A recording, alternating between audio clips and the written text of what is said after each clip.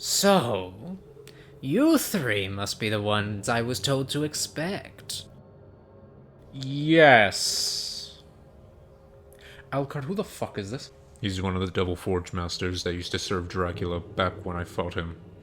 Isaac LaForez. Really? You fought that guy? And here I thought you never brought it up. I didn't, because I don't want to remember it. But since Cereza decided to think entrusting her life with this man was a good idea, it unfortunately irks me to bring it up again. Oh, bravo! It seems you've done your research on me, Alucard. You know, I usually don't have the feeling to off myself, but I have one of those feelings right now. Okay, Alucard, okay. Usually I'm not the optimist here, but I'm sure there's more to the picture than we're really letting ourselves see here. Perhaps you're right.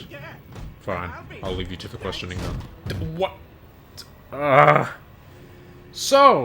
LaForez, why exactly did Cereza entrust you with her life exactly? Well, we happen to be quite good friends.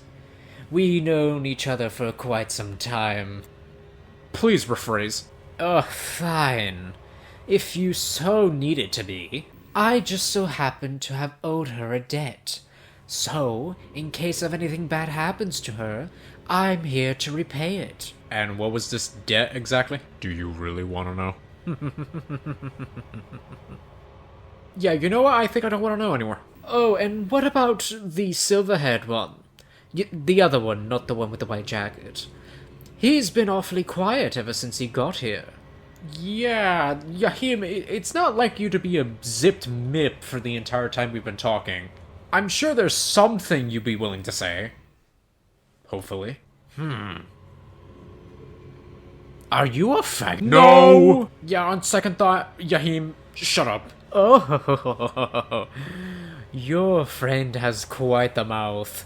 But I'm glad to help you. First, we need to get certain materials in order for me to summon her back from the dead. Luckily for all of you, though, the things that we require aren't too complicated. Neither are they hard to find. However, for some of you, it might prove challenging. Oh my god. You know, whatever Cereza is going through in hell right now probably is a lot funner than what we're doing. So then I told him, I will simply take away your fancy boots, your fancy shield, and your weapons. That is what happens when you disobey the master. Oh my fucking god, just kill me already. Oh, don't be a sourpot. I thought you liked my stories. Yeah, they were fun until the 500th time you told them. Alright, fine. I'll let you tell your little stories. Not that they'll be any interesting, though. Oh my god, thank Christ. Oh, chaos, really. A chance for me to finally speak without telling death to shut up, or perhaps me contemplating to ending my life. Greetings, my Cherryful Chariots. Glad we can have this time to discuss to ourselves again. Now, what makes Castlevania exactly? Is it the interesting story, perhaps? No, that's too much of a simple answer. Is it the characters that encompass this franchise? No, that's too much of an obvious answer either. Is it the complex yet fantastical world of its music? Yes, but no. The thing we're talking about specifically today is the bosses.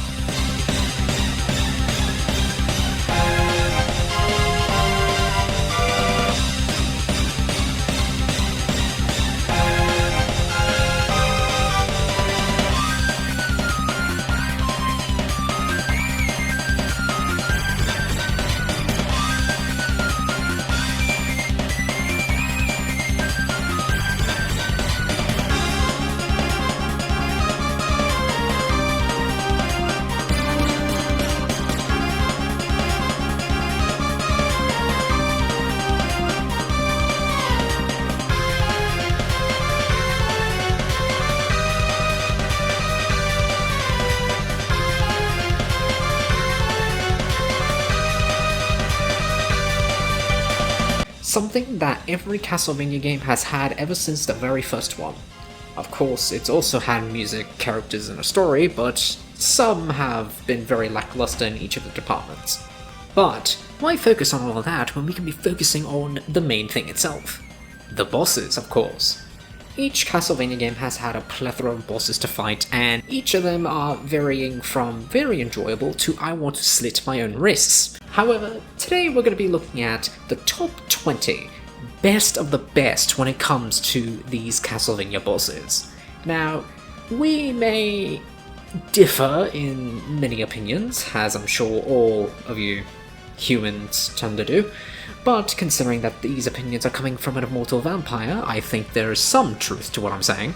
So if you have any of your own beliefs to spout into the comment section, you sure can do that. I won't stop you from doing so.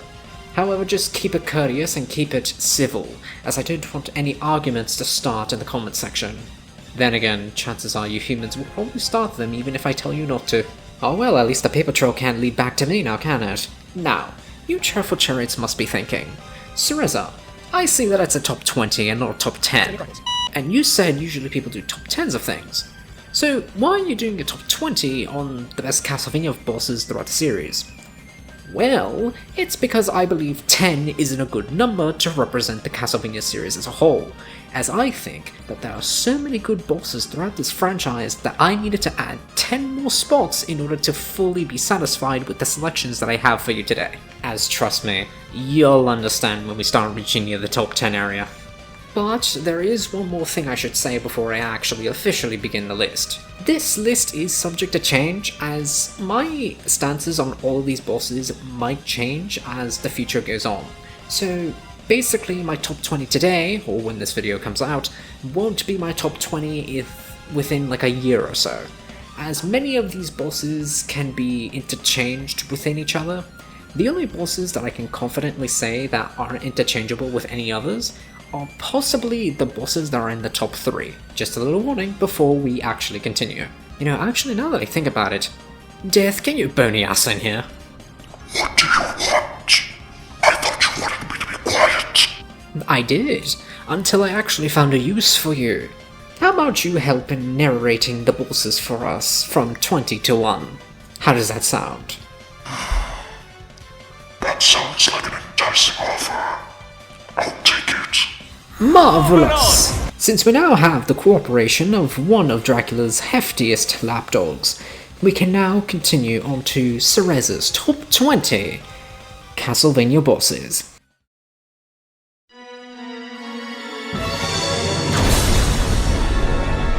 Number 20.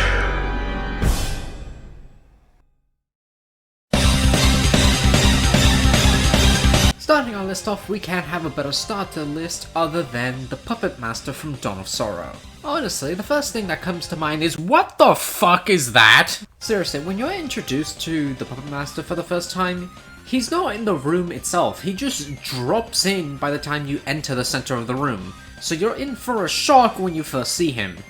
And on top of that, you also are introduced to the many abilities that he now has. For example, creating puppets of potentially you, and begins to drag them to little areas on the map where basically if they enter a coffin with spikes in it, you're practically screwed because you're teleported into it and you'll take massive damage.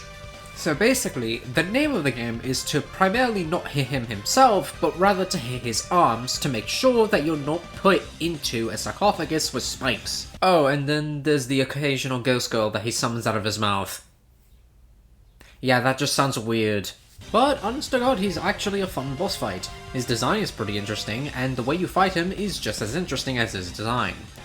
I would put it a little higher on for the list if it wasn't for the fact that I've already fought this guy plenty of times already, and it's kind of draining me out. It really doesn't help either how much of a cheese fight this is, considering that all you really need is the Mandroga Soul and basically you're set. But regardless of all that though, this one's a fun one.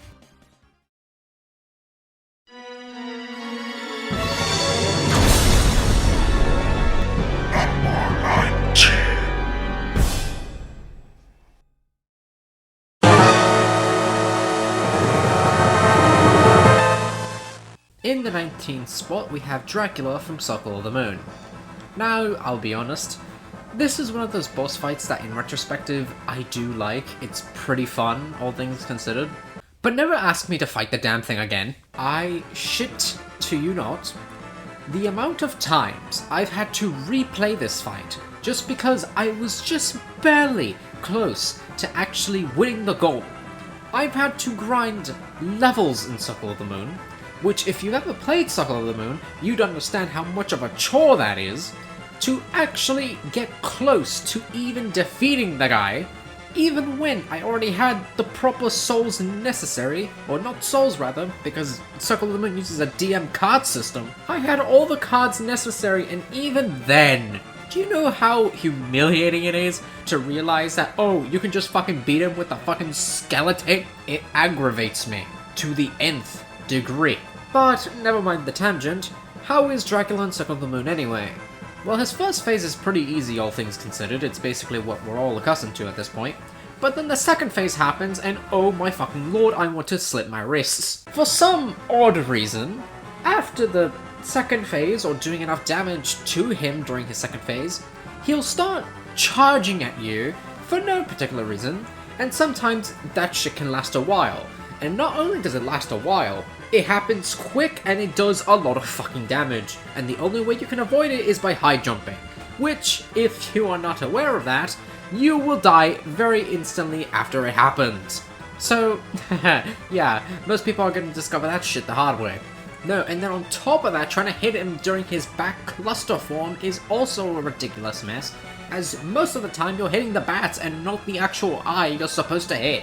And this cycle repeats! Don't get me wrong, when I go back and think about it, the fight was at least fun, but is it bearable? Absolutely fucking not. It is a test of one's patience, and frankly, I was not having fun being tested. Personally, I will be content with putting this boss in 19, as I like it enough to have it on the list, but I don't like it that much to put it any higher. So, it's staying at 19.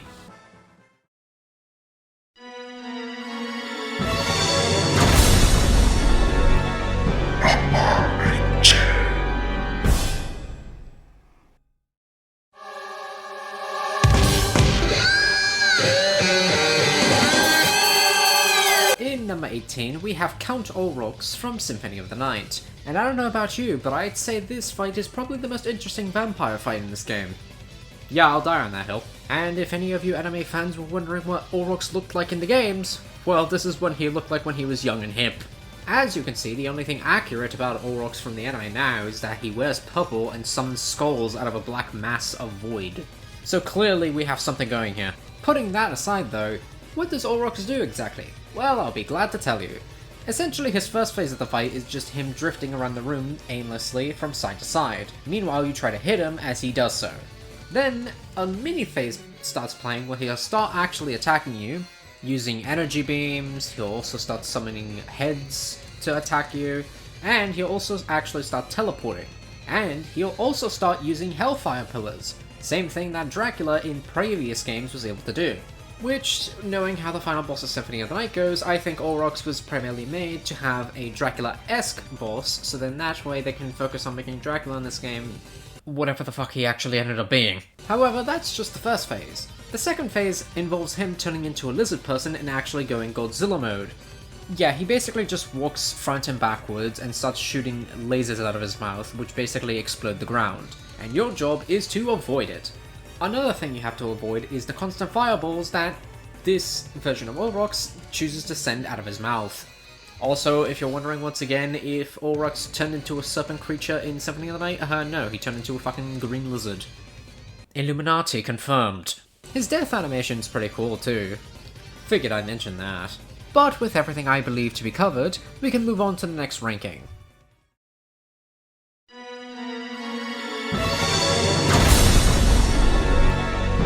Number 17.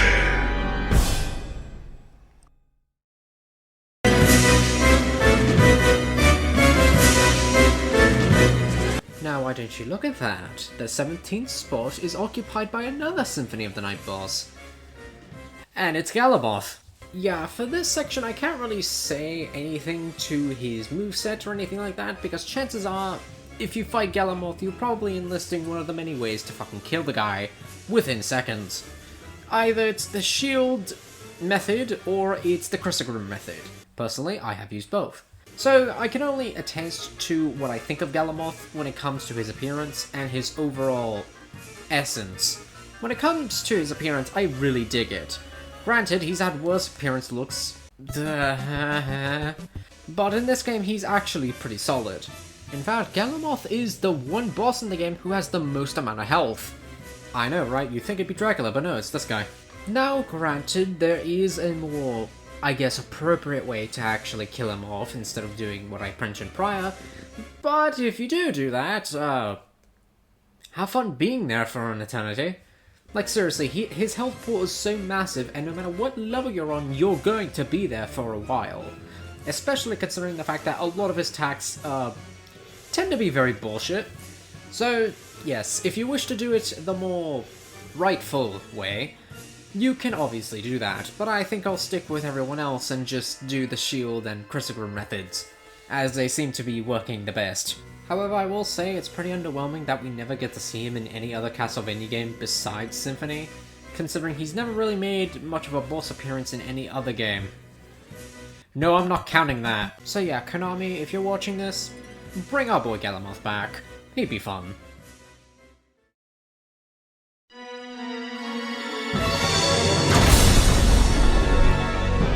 Number 16.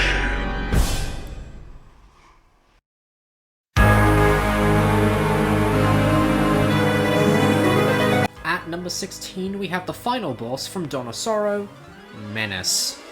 Now, after recently being able to recomplete Dawn of Sorrow again, I can firmly say this. Menace is truly a menace. Because you see, a lot, and by a lot I mean all, of his attacks could probably instant kill you if they wanted to. However, they give you just enough of breathing room just to say, hey, if you get hit by this again, you're fucking dead. But luckily for us, they can be avoided. It's just that luck would so happen to not be in my favor.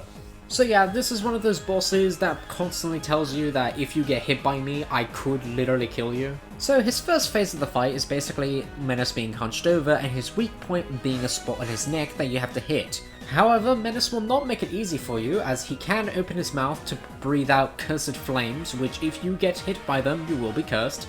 And he also has the ability to summon bone spikes from his body to hit you specifically. This move specifically has two attack patterns, either hit from the sides or hit straight down the middle, in which case you dodge accordingly. But if you do enough damage to the head in his neck, he'll basically transition into the second phase where he'll be standing on his two legs and basically you now have two targets to hit. The head that's on his leg, and then the head that's in his head. And if you're wondering which head do you go for exactly, well, you have to go for both of them anyway, but you might as well start off with the head that's more annoying, and that is the head that's on his fucking leg. I don't know why, but Menace has an AI that basically loves using the stomp move, which basically he'll make one giant leap for mankind and one giant stomp towards your general direction.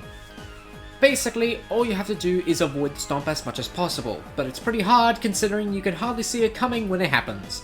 So, once you get rid of the head that's in his legs, you don't have to focus on his legs anymore. You just have to focus on the head in the head, which, on its own, pretty hard as well, considering there's only really limited windows you can attack him, as each time you hit the head will close and then it'll open back up again slowly. However, there's also these little munch things that do massive amounts of damage if you let them hit you. Trust me, go for them first, then the head, because you will be finding yourself in many situations where you will be caught in a picky situation where there will be many of those little shits nabbing at you. It is not fun, but by the end of it all, you get the satisfying conclusion that this fucker dies. So, in other words, yeah, pretty much a fun boss fight if you really think about it.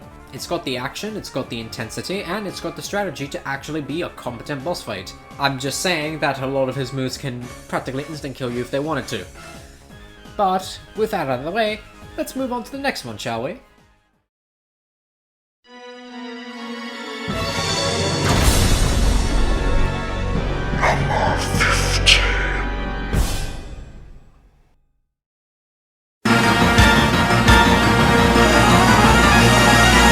Oh wow, look at that! Dinosaur just keeps on giving.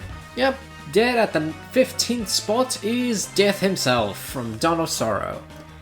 I don't know what fucking cocaine this version of Death has, but oh my god, he's on it. By every death that I have fought in either 3D or 2D Castlevanias, either it be Egavanias or it be Classicvania, this death fight is one of the most ludicrous and most difficult fights that I've ever had to endure in my fucking life. Even Circle the Moon can't fucking compare, because that game's death is fucking easy. Hell, when I replayed Dawn of Sorrow recently, when I got to Death, I don't know why, but Death just decided to take pity on me because he wouldn't do the instant kill move that I would always get caught up in when he used to do it. I don't know why, but he simply chose mercy, and I am thankful for that because then that allows me to go into a fucking abyss. But with that out of the way, what does he do exactly that is so traumatizing to anyone who encounters him? Great question, allow me to answer. Now, you must be probably wondering, oh, Cereza, since you're making such a big deal about Death being hard, it probably just means that his moves are hard to read. No, that's not quite it. You see, they're easy to read. It's just that the understanding of how to avoid said attack is pretty complex, as you'd think you would have to avoid it one way, but no, he just does one thing and it just leads to the next. So now you're there confused as to what the hell you were supposed to do to begin with, while Death just keeps pummeling you with a fucking scythe over and over again. Basically what I'm getting at is that if you think you understand Death, you'd be sorely mistaken, as he'll pull something right out of his ass to make sure that you do not get the upper hand for him. So let me pull an example. During the second phase of the fight, he'll have a move where he vanishes out of the blue, and you're thinking to yourself, he just disappeared. What the hell do I do? And then he just magically reappears and just swipes the scythe from under you. Now, what you think is supposed to happen is that you're supposed to jump over it or do a high jump. Well, I did do that and that shit didn't work. So essentially what I'm getting at is that sometimes things work, other times they don't. Basically just do what works for you. Oh, and another thing, the reason why this Death boss fight is as miserable as I say it is because of one thing. Magic seals. Essentially, Dawn of Sorrow was a DS game, and considering the fact that it was the first DS game for Castlevania, they had to force fucking stylus controls in any way possible. And what did they do that for? Sealing the fucking bosses. So, if you fail the magic seal, chances are the boss will regain a bit of a portion of the health back, and you would have to do that again and again and again until you finally are able to do it right. The first time I actually fought Death, I had that problem, and I couldn't get the magic seal to properly work. So I had to continuously fight Death over and over again until I fucking died. Yeah, you thought I was able to do it my first try? No, you're funny. The only reason why some of the bosses in this game are as hard as they are is because of the magic seal. If there was no magic seal needed, they wouldn't be as hard.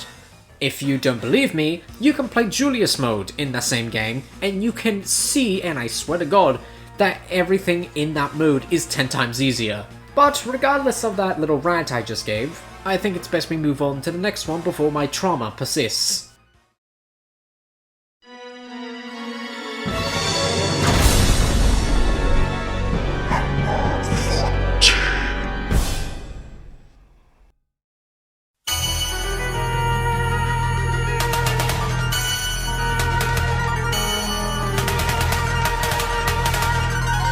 At number 14, we have an unexpected boss to encounter, the Gargoyle from Bloodlines. I don't know about anyone else, but me personally, I really love the Gargoyle.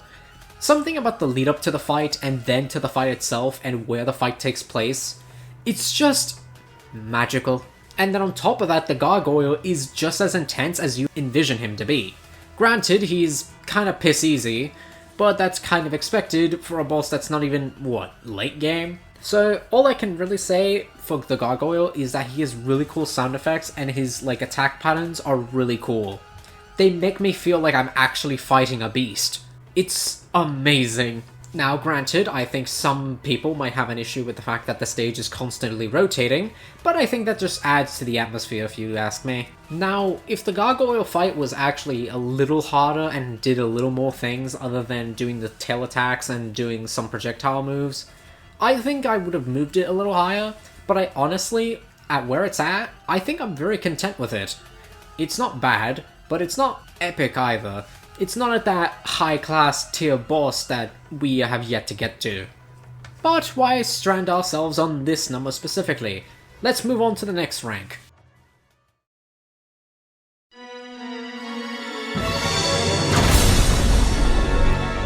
Number 13.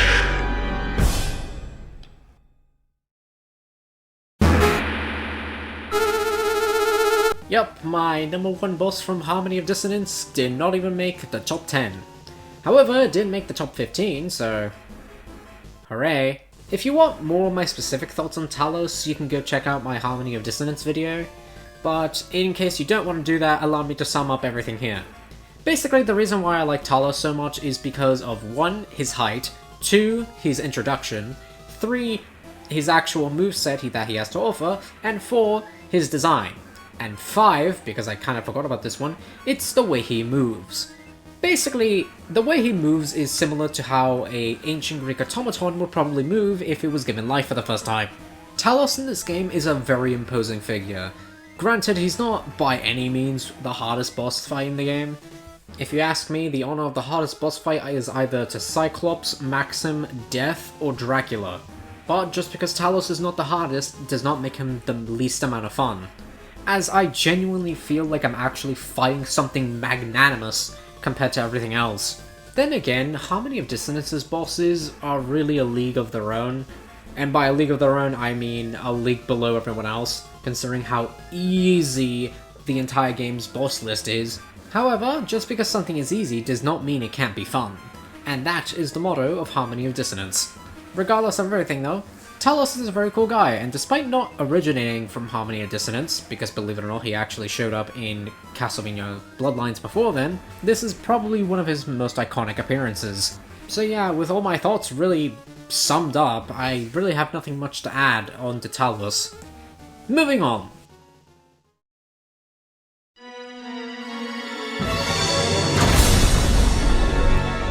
Number 12.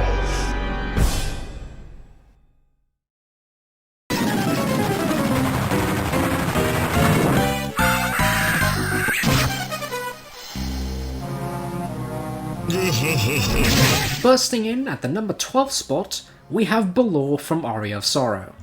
Nope, not from Dawn of Sorrow. Despite how cool he looks, he's kind of a jerk in that game. Balor from Aria of Sorrow, where he's actually very fucking menacing and cool. When I first encountered Balor, I was honestly very shocked, because I thought I was gonna fight Giant Bat, I'm sure we all did, but then a giant hand from nowhere grabbed the guy and just pummeled him like it was nothing.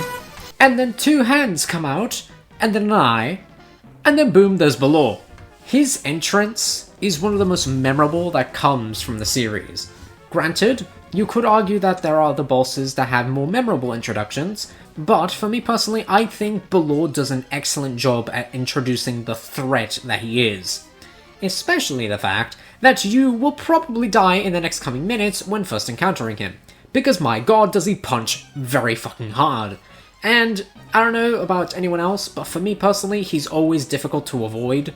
Those punches and smashes are just very hard to avoid, and considering that we only see his face, you can imagine how fucking big this guy is in comparison to you. Oh, and how can I forget that iconic laugh that he does when you first see him. It almost makes you wonder how a guy like this is even imprisoned in Dracula's castle. Granted, his second phase of the fight is pretty boring, all things considered.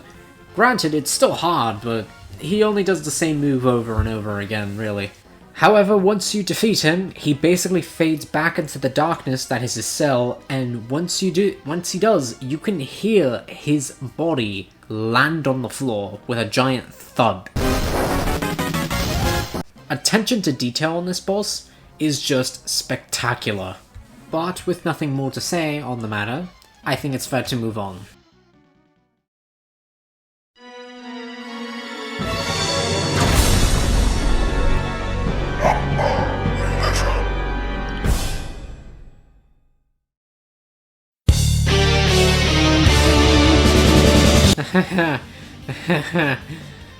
Oh, I have some explaining to do when I come back to life.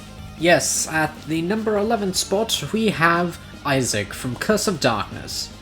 Now, I could be talking about two specific fights, however, I think the best fight to go off of is the second fight you have with Isaac late game, as I think if you really want a good Isaac boss fight, that one is your go-to.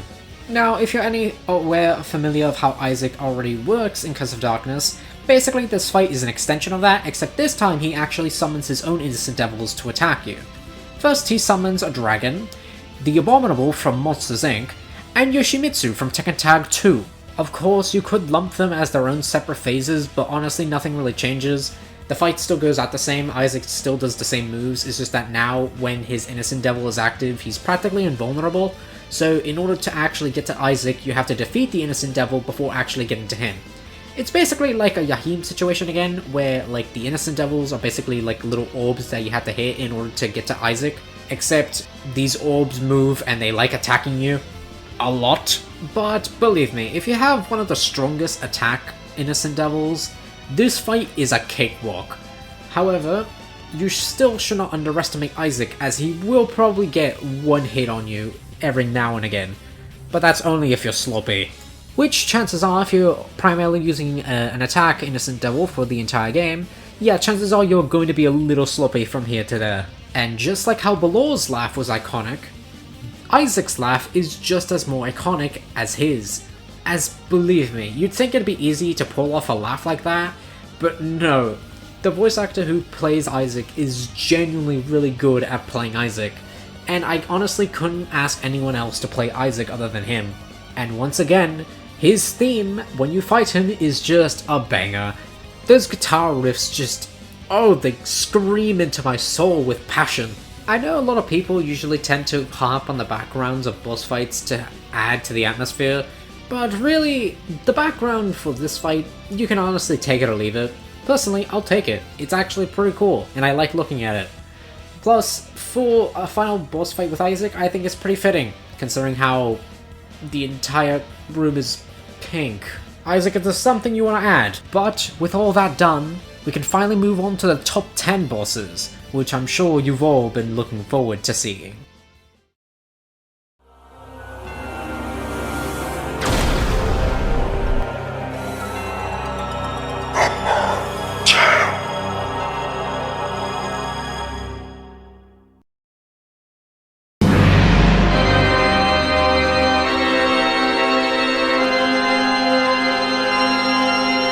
To start off our top 10, we have the former King of the Night himself, Walter Bernhard. My Walter senses are tingling. Yep, Walter himself. Not Dracula. No one like him. Walter. He is the start of the top 10. And the reason why is pretty self-explanatory, really. Although a lot of people chunk Walter to just be a Dracula clone, and to some degree you're right, but other than that, even a Dracula clone is still a good clone, especially considering how good his boss fight is. Now granted, he's a clone in nothing but moveset, as everything else about Walter is completely different from the Dracula that we already know. So, how does Walter fight in this game really? Well, he does essentially almost all the same moves that he does in Curse of Darkness, except with a few minor changes. Well, for starters, he has this ability where he sends out fireballs that basically explode in close proximity. He has a Soul Steal type move, which basically looks like the Soul Steal thing from Symphony of the Night. He also has the ability to summon Hellfire Pillars that are blue for some strange reason. And he has the power to use Demonic Magido. Instead, however, he transforms into a demon and launches a giant fireball towards the center of the stage, which causes a massive explosion to then incur. And if you get hit by it, well, And a lot of, like, the boss fights that came before and after Walter They have excellent music to boot. Granted, Walter's theme takes a bit of time to actually get to the good part, but you really wouldn't notice while you're busy beating the shit out of him. Which, to be fair, is very satisfying and very cool. Now, some people may think that I only put Walter here because I'm trying to make amends for our relationship. Which, you can't be more dead wrong. I'm totally not doing that. I can be professional. You douches. Anyway, I think it's safe we can move on from number 10 now, since I practically said everything I really wanted to say about Walter.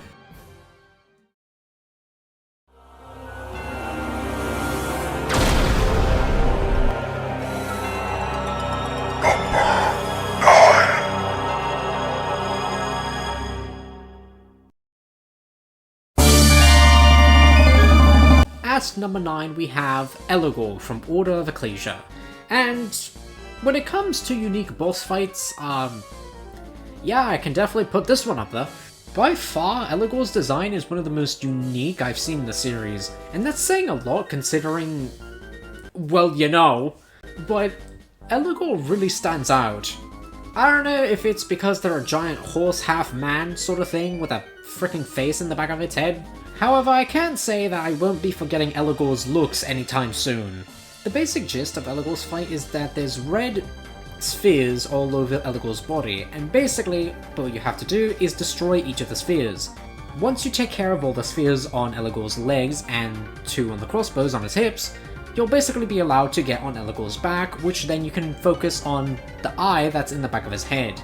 I know I said it was a head earlier because in Grimoire of Souls they changed it to a head rather than an eye, but the reason why I say that is because, I'll be honest, I play Grimoire of Souls more than I did with Order of Ecclesia. But that will change, as I do plan to replay the game later on. I'm just currently in my Portrait of Ruin run, so yeah, that's just gonna have to wait. But yeah, I think another word to describe Elagor's boss fight is very suspenseful, as it's really intense when it can be. Like, trying to get everything right without getting hit is just, oh my lord, it's too much. But I think that's what makes it great. The amount of intensity is just what I needed in my Castlevania boss fight. And I know it sounds like I'm saying that sarcastically, but I'm not. Oh, and did I forget to mention how fucking big Elagor is? Yeah, if I recall correctly, he's one of the biggest bosses in Order of Ecclesia. So yeah, there you go. But I've said what I wanted to about Elagor, as he's practically on death's door by now. Speaking of death...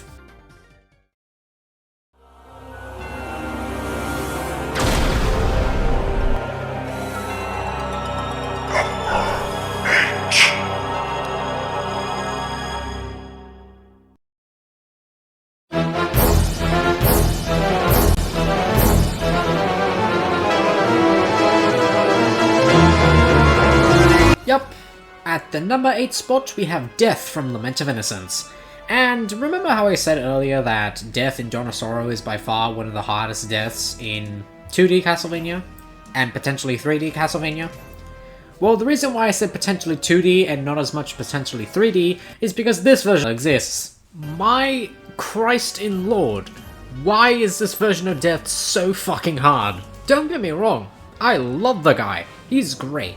He offers great difficulty that can hardly be found anywhere else. But I think they took the criticism from Harmony of Dissonance and upped the ante up to like 15. Death in Lament of Innocence, not only is he cool looking, he has a pretty good theme to boot, and the background is absolutely hellish. And on top of that, his moves are a little... Well, remember what I said about Menace a while ago? Apply that here, except twice as much. Like, oh my god, do not even get me started on fucking Deadly Tempest. My Christ. Then there's also those gold skeleton heads that he summoned that basically work as suicide bombers. And my Christ, do they take up as much health as the fucking Legion corpses from Curse of Darkness. Jesus. Oh, and it's not a death boss fight if he doesn't hurl his fucking scythe at you in very annoying patterns.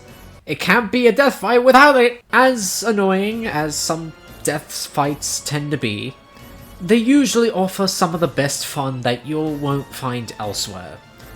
They are just that good. It just so happens that if you want something very hard, and you want a death that has a large amount of health for no particular reason, Lament of Innocence's death is where to get it. Speaking of death, I'm tired of being dead, so let's move on to the next rank, shall we?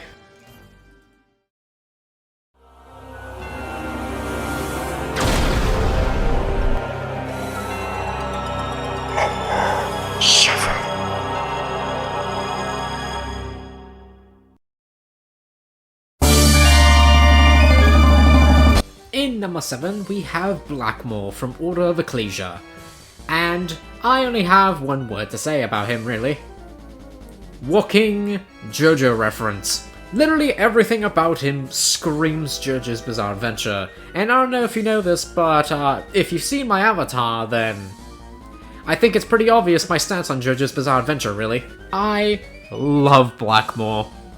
But it's not just because he's a walking JoJo reference. That's something else entirely. I think he's one of the more character-driven bosses in Order of Ecclesia. Granted, we don't really see any dialogue with him, but the time we do get to spend with him, he's really much of an eccentric figure. Every time he attacks, he does a wondrous pose that, oh my god, it just makes me scream in excitement. Plus, it's one of those few times where I can actually compliment the boss room, as it very much complements the fight very well, as you would expect him to be in a room filled with light that he can cast his shadows in.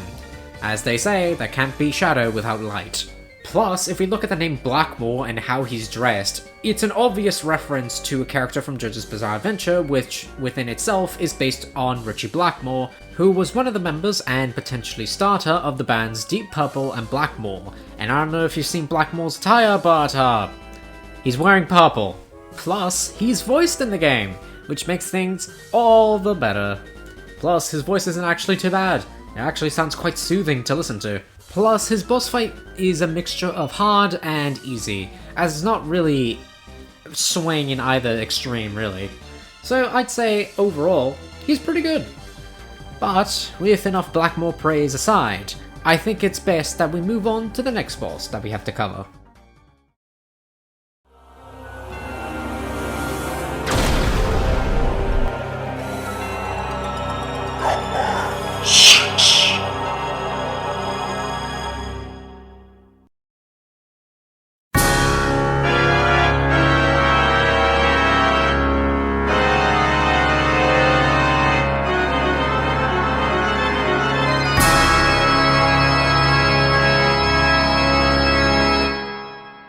It can't be a top 10 without Dracula some way, somewhere.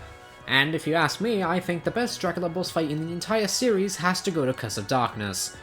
Granted, the first phase of his Curse of Darkness fight is very easy.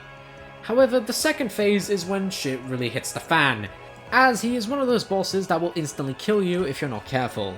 However, considering how many bosses can instantly kill you in this list, you'd be hard-pressed to find that not all of them do so. So yeah, Dracula's first phase in this game is practically what you'd expect.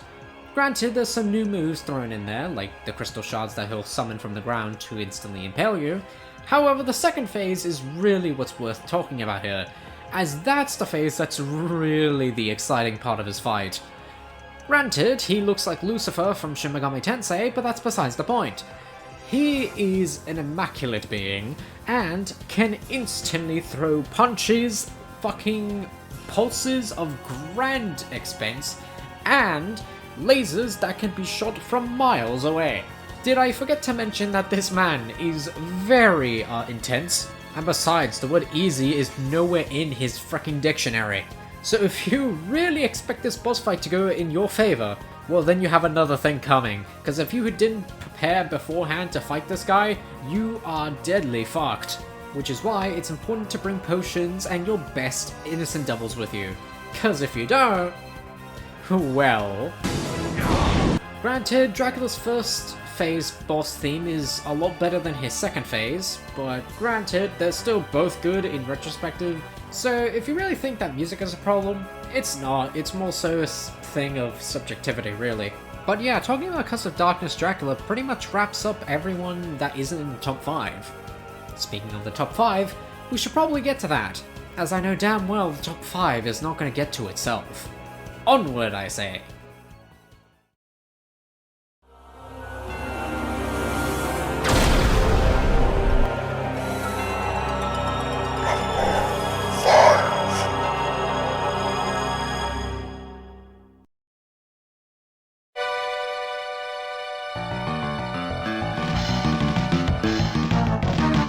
And we return to Aria of Sorrow in this top 5. And starting us off, we have Chaos, the man who feeds Dracula his power himself.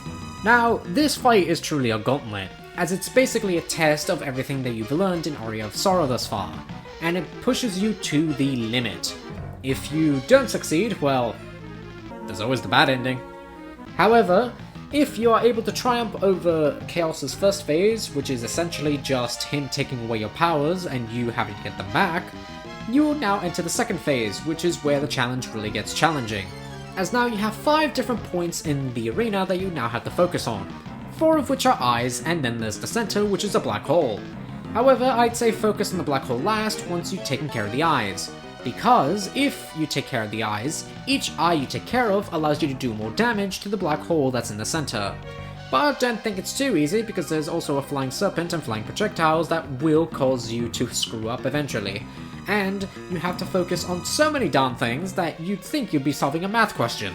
Regardless of that though, when I played it, I actually had a fun time with it, especially after the amount of times I got hit by those stupid green little shards. Regardless of that though, like I said, genuinely had a lot of fun with it.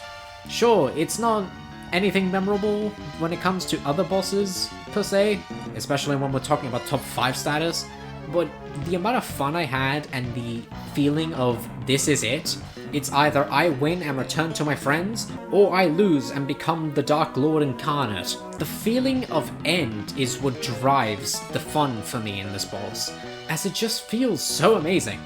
Plus, I kinda like having fun with the background, as it's really, unique. It kinda reminds me of a kaleidoscope, which I guess in the terms of chaoticness, a kaleidoscope would fit. I'm telling you, Havoc from Mortal Kombat would have a field day here. Also, if anyone's asking for tips on the first phase, hit for blue first, then red, and then yellow. Trust me, you're going to thank me later. Speaking of later, let's move on, shall we?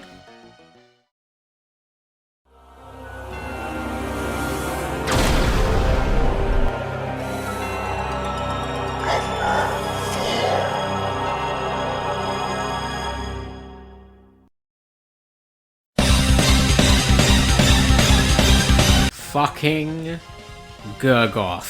There is not a single person who hasn't played Dawn of Sorrow and has not remembered the lasting impact that this boss has had. But let me paint the picture as to like why this boss is particularly hard. First off, you have to climb a long ass freaking tower just to get to him. But here's the kicker. You don't get a warp room until after you defeat the guy. And if you are in desperate need of supplies, have fun marching your ass back all the way whence you came back to the freaking village, because you will not be allowed to teleport all the way back to the village, because fuck you, that's why. I mean, hey, at least it gives you a fucking save room. But then we get to the boss itself. And my Christ, is this man hard for no fucking reason. Like, my god, you would have think you were the one responsible for his family's murder. Bro hates you that much. And I do not understand why, because I feel like Konami, or someone at Konami, had a vendetta against the players and said, you know what'd be funny? If we had a giant undead tyrannical lizard just fucking beat your shit up until, like, they just didn't give a shit anymore. Cause my god, whoever designed this boss specifically had a real vendetta against the player. Cause there's no other reason as to why you would have such a difficult boss this pretty early into the game. But no, when it comes down to the bullshit hitboxes, the freaking giant mouth lasers, the freaking gas that comes out of his freaking ribs. No, that's not even enough. Because the second phase pulls off and he charges at you, jumps backwards, And then remember that tower that you painstakingly went through the effort of trying to climb? Yeah, he basically breaks every single floor as both you and him fall throughout the condemned tower all the way straight to the bottom. Meanwhile, his head is stuck underground like an ostrich for a while until he breaks the debris with his fucking mouth, and then the fight frickin' continues. I mean, hey, at least I'll give them this, at least you have more breathing room. But my lord, does this fight not get any easier from here. But when you finally defeat Gargoyle, the amount of satisfaction that flows into you is undescribable.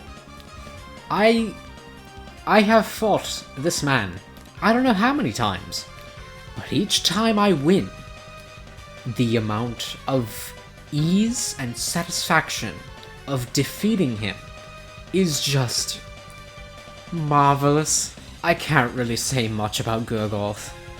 Sure, his design is cool, the boss theme that accompanies him is just as cool, and a big integral part of his boss fight is the stage itself, as it's worked into his boss fight really well, and it just makes him all the more memorable. That is why Gargoyle, by any intents and purposes, is really the best boss you can have in Dawn of Sorrow.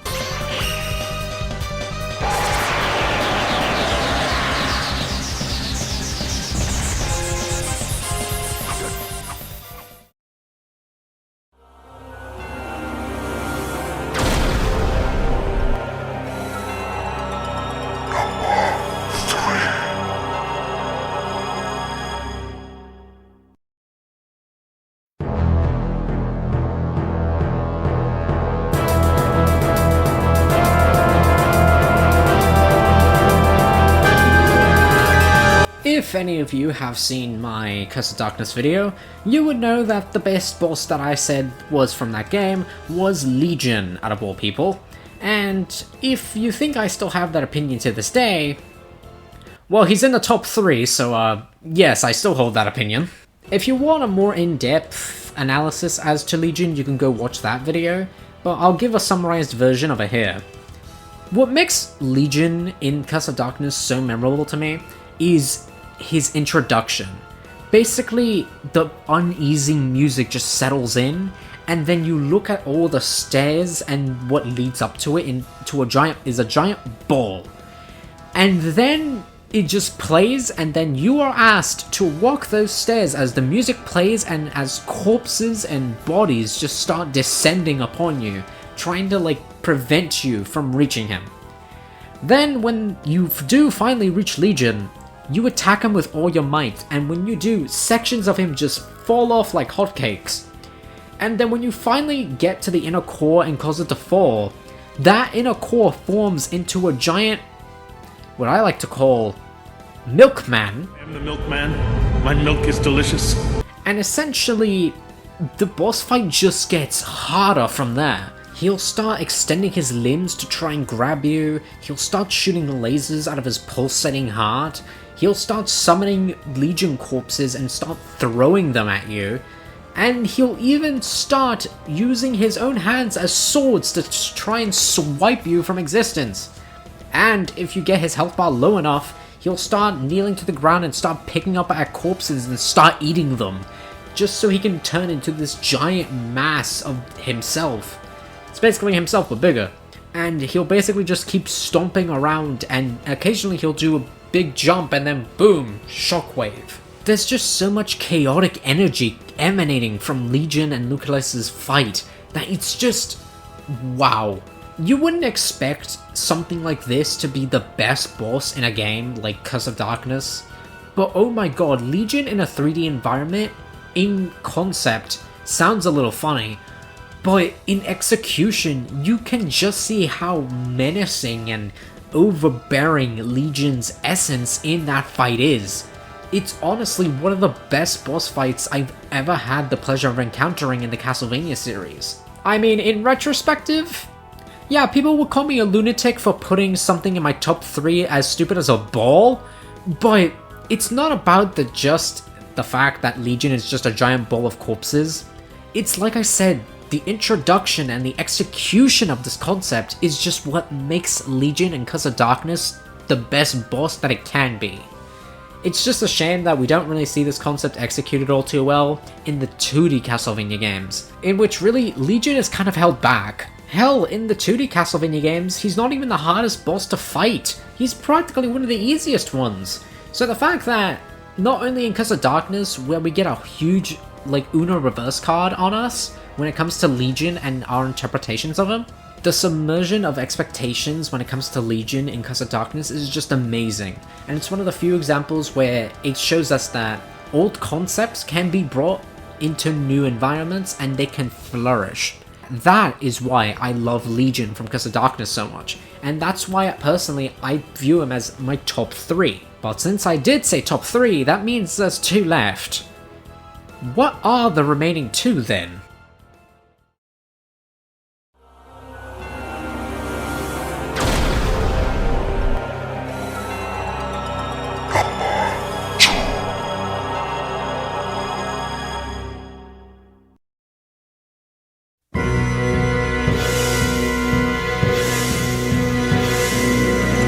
Okay, I'm gonna be honest, this boss's placement in number 2 is just straight up bias. I know people wouldn't even put Beelzebub anywhere near their top 10. I'm talking about Beelzebub from Castlevania, not the one from freaking Persona, you dickhead. Ah, much better. So as I was saying, Beelzebub is not even considered to be many people's top 10 when it comes to series bosses. But for me personally, I think that this was one of the coolest bosses I have ever seen in my life. Which is pretty funny because Beelzebub's not really alive now, is he? But yeah, something about me seeing Beelzebub for the first time in Symphony of the Night, my eyes were just starstruck. Something about a hanging corpse from the ceiling and having flies surrounding it is just... it's just a nice cherry on top, you know? And the fact that each body part can be, disemboweled and just cut off from the main body entirely is just a magical detail that I think just adds on to the magnificence of Beelzebub. Which is why I'm kind of upset that he was supposed to be in Grimoire of Souls, yet was cut for the Apple Arcade version. I won't forget this, Konami, I really won't. He's kind of the reason why I think the Inverted Castle is sort of worth it, in my opinion, as he's really one of the coolest bosses that Symphony of the Night has to offer. Now, I know this is pretty subjective speaking, considering that many different people can say that other bosses are pretty cool in Symphony of the Night, but considering the fact that, I mean, come on, look at him, he's a corpse that's hanging from, metal hooks from the ceiling. You can't get any metaler than that. Plus, the idea of Beelzebub, the Lord of the Flies, is an idea that's actually pretty unique in Castlevania. And when I mean unique, I mean the interpretation of what Beelzebub looks like. As I previously mentioned, there's a Beelzebub in Persona who is literally a fucking bug. And then there's other interpretations where, once again, he looks like a fucking bug. But in Castlevania, they chose a unique approach to actually make him a corpse, which is something that would attract bugs and or flies to, you know, peck at him. So it makes sense that Beelzebub would look like a corpse when he's supposed to be the Lord of the Flies, because he attracts flies because he is a corpse. Also, the corpse's design in Symphony of the Night is just by far one of the coolest things I've ever seen. I know it's just like a disheveled body with just white hair, but my god, it looks so metal.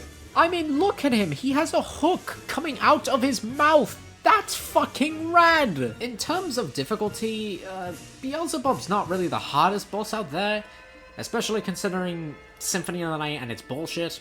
You're practically gonna one-tap him with ease, especially when you have the Crisagrim and you do the Shield Rod method. But my god, even if you don't do that absurd nonsense, and you just fight him with a sword and a shield, it's one of the most amazing experiences that I can't relive again. And honestly, I wish I can go back to play Symphony of the Night for the first time and encounter him for the first time, just so I can feel that sense of awe that I felt so long ago.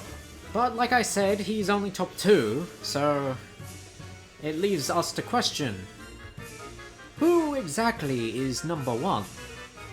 Well, let's see.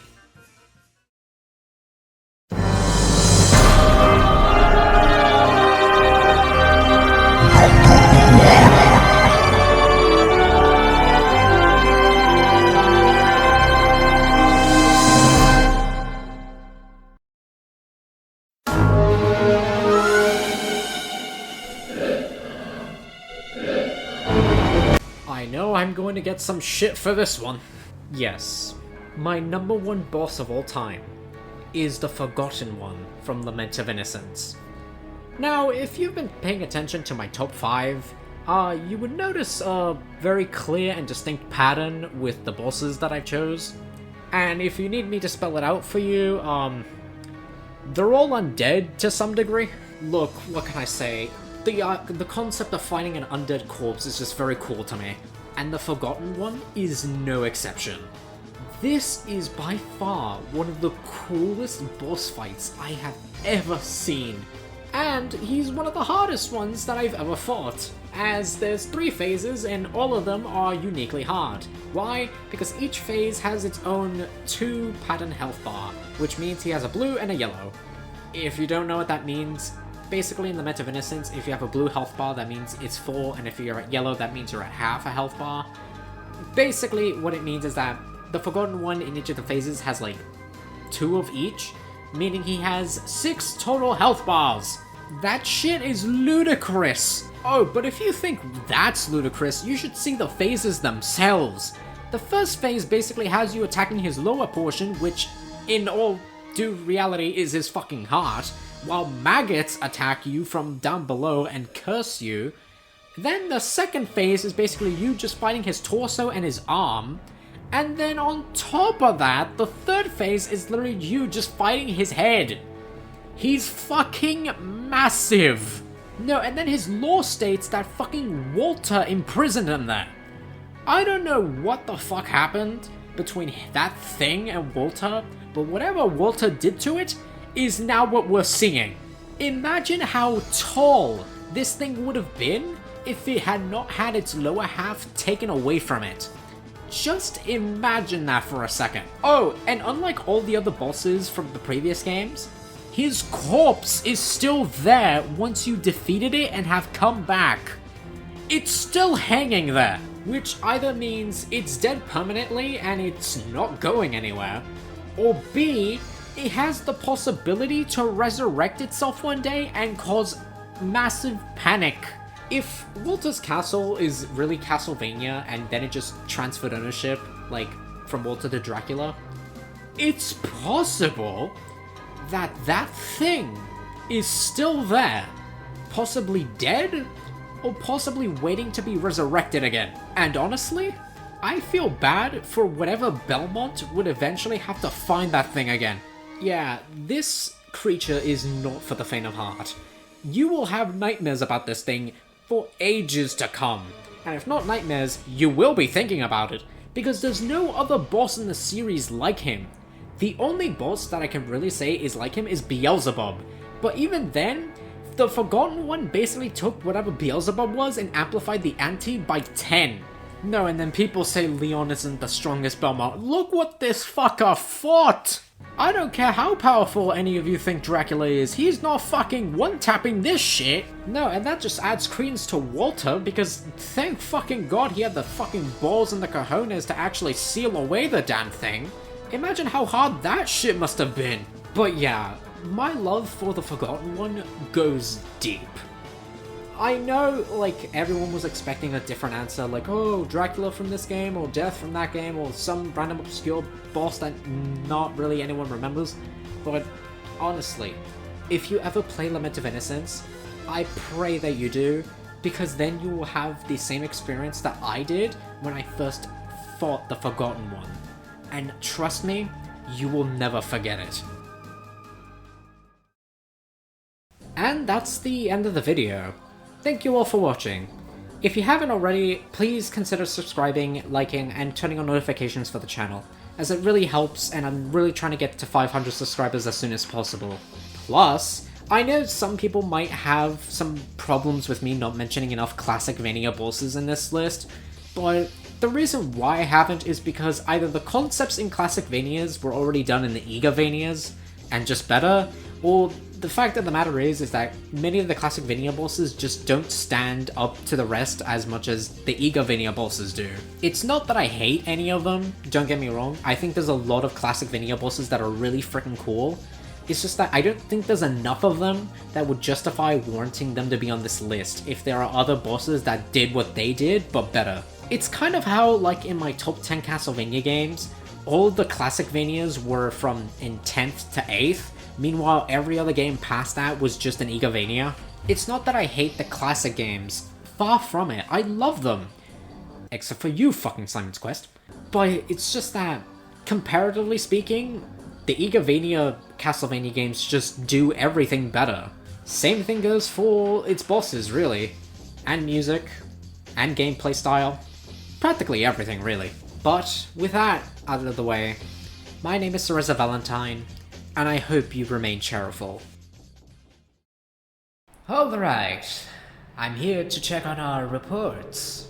Alucard, did you get the cherry stones like I requested you to? If this is what a cherry stone looks like, then yes, I have it. Perfecto! I couldn't expect anything less from Daddy's little man.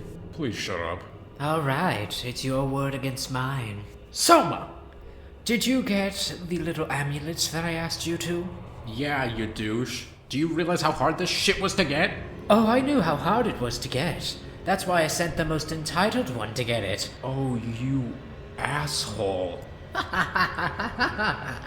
Oh, Soma, you're being such a tease. And lastly, what was his name again? Yahim or Armster. Take your pick. Okay then. Mr. Armster, did you manage to get the hair of the sacred one that I asked you to get? Maybe? I'm sorry, Armster, I don't think I heard you correctly. What do you mean, maybe? Well, I did get this white hair. I just don't know if it was from the sacred one that you mentioned. Oh my god, okay, you're being such a useless little demon. Okay. Mr. Armster, the man who is the sacred one to Cherry's eyes has white hair, white skin, white eyes, wears red with white pants and black boots. How is that not descriptive enough for you to understand? Oh, yes, right, actually. I even got a mark from the guy because he wasn't being very cooperative. If you ask me, I think he was, Don't care, didn't ask. Now, with everything settled, let the ritual begin.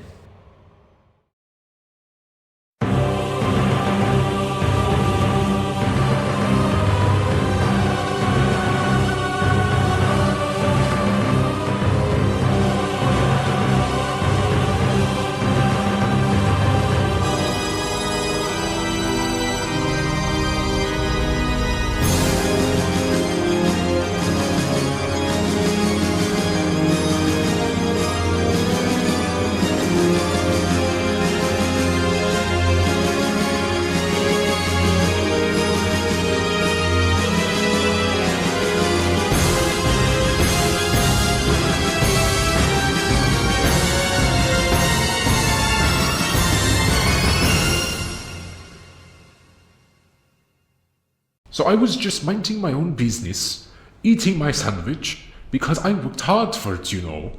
And then Calypso just walks up in front of it and takes it away. Seriously, what is with them? I understand not your predicament, but as long as we get the repairs to Valentine's castle in hand, I think that's more important.